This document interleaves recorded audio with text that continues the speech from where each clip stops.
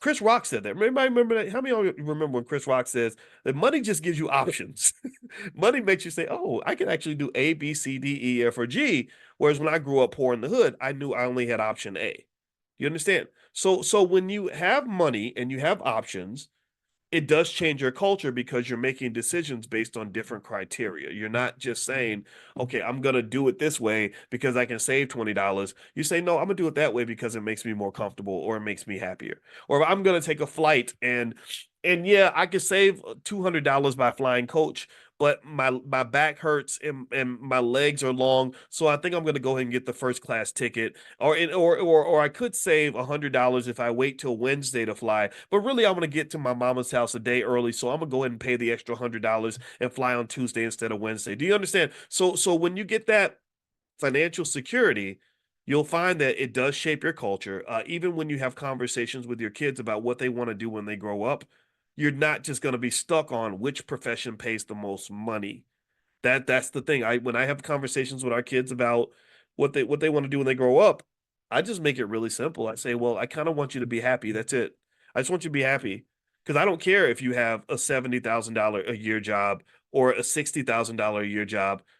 If that $70,000 job is stressing you out to the point where you are depressed, sad, drinking yourself to sleep at night, and damn near suicidal, I don't want you to take that job. I don't care if it was a $200,000 a year job.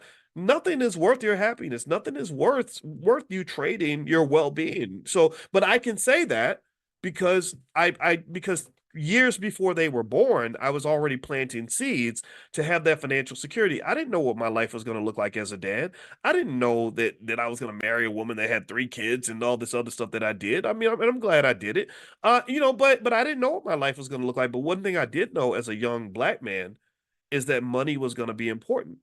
I also knew when I was 25, I said, I don't know who my kids are going to be. I don't know what my life is going to look like 20 or 30 years from now, but I do know that it's going to be easier for me to make optimal decisions if I have money than it will be if I don't have money. It'll be easier for me to make the right move if I'm financially free versus if I'm financially incarcerated.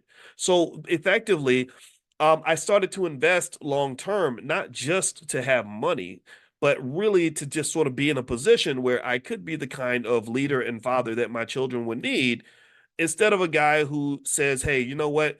The 20 years before you were born, I completely wasted all that time and didn't do anything constructive with my life.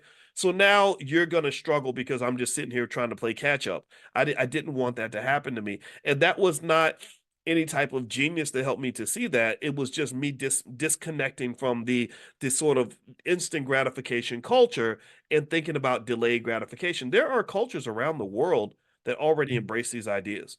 When I see Aisha Verzi's in here, she's Nigerian like me. I'm 33% Nigerian. I don't know if y'all know. I'm very proud of that because the Nigerian culture was actually labeled as one of the most financially and educationally successful cultures for a few reasons. One, they really value family. Two, they really value education. And three, they have a tremendous amount of pride in who they are in terms of maintaining, I'm Igbo or whatever, right? Like they're proud of who they are. So they have a standard. Do you understand? There's a standard there. And the problem that you have as African Americans that you really got to fix is that they don't give you any standard. They don't. Tell me if I'm lying. Tell me, do you agree with me? Think about this.